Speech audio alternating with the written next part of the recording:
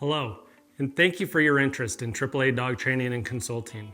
In this next section of videos, what we're going to do is we're going to cover what the commands mean and what you can achieve with them. Now you're going to hear two words that are important to understand: formal and informal. A formal command is when you give a command to your dog and they understand that they have no other option but to mind. And by definition, that's what obedience is: your dog minding you whether they want to or not. On the other hand, you have what's called informal. Informal commands means that you're saying, hey buddy, come on, let's go. You can come if you want. If you don't, it's no big deal. Go lay down on your bed. If you want, it's no big deal. Maybe they'll do it. Maybe they'll stay there for a while. But ultimately, you're leaving it up to your dog. Whereas again, a formal command is when you say here and they stop and come. You say down, they lay there and stay there.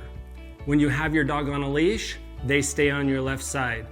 And again, in this next set of videos, that's what we're going to cover, is the ins and outs of these three commands.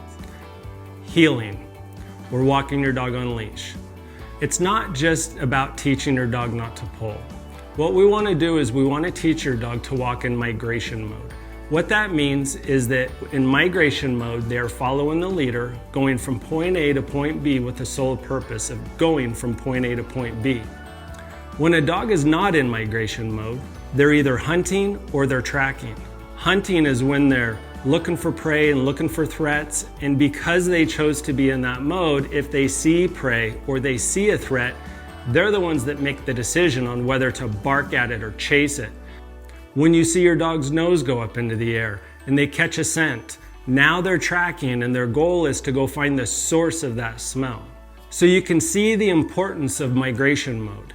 That way, when you're walking along and you come across a dog that might be barking on the other side of a fence, or a rabbit, or a squirrel, your dog won't take after that or engage in that barking dog unless you do. Because when you become the leader in that part of their life, they're looking to you. Are we gonna chase that rabbit?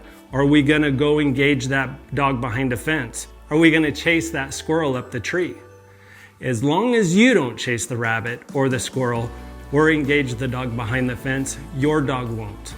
There's benefits to this, having it inside the home as well as outside the home. Inside the home, it allows you to have that control of maybe moving your dog from room to room so they're not racing around the house. If your dog is ever really excited to go jump into the vehicle and go on a ride with you and it's chaotic in that process, you'll have the walk, and whether it's 2 feet or 2 miles, you're gonna have a dog that is calm on your side that allows you to walk them to the vehicle and then calmly load them in. If you have to potty your dog and there is no fence, and it's a situation where you want to guarantee that they are not going to take off, it allows you to walk them to wherever it is you're going to potty them, and then you break that command, which I show you how to do. Give the informal go potty command, and when you're done, now you can walk them back into the house nice and calm. When you get inside, take their leash off, and you're good to go. Now the benefit really comes into play when you take them into public. So maybe you want to go to a park. At a park, you're always going to end up finding kids running around, people on bicycles, people walking other dogs, throwing frisbees, playing catch with other objects, whatever it might be.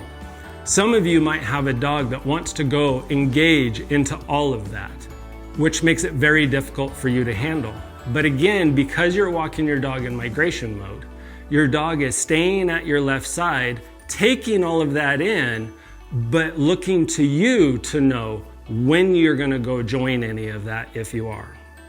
If you're ever in a situation where you're walking through a bunch of people and it gets pretty tight, it's nice knowing that you can have a dog on your left side that isn't gonna try to jump on people or grab an ice cream cone out of a child's hand because it's at the dog's head level. It really gives you that ability to be able to walk your dog peacefully through any type of crowd, which is also going to show that your dog is under control, which is going to put the people around you at ease because they see that you have a dog that they don't have to worry about. Now, we mentioned in the down video about going to a restaurant.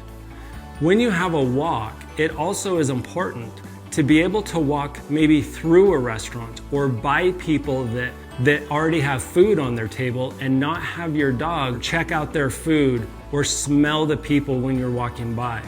So the walk and the down in situations like that complement each other so you're not causing any problems while you're on the way in.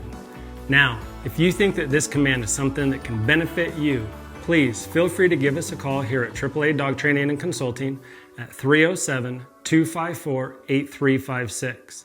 And I want to encourage you to watch the other two commands so that way you can decide what tools are going to benefit you to be able to give you that dog that you've always wanted. Thanks, and have a great day.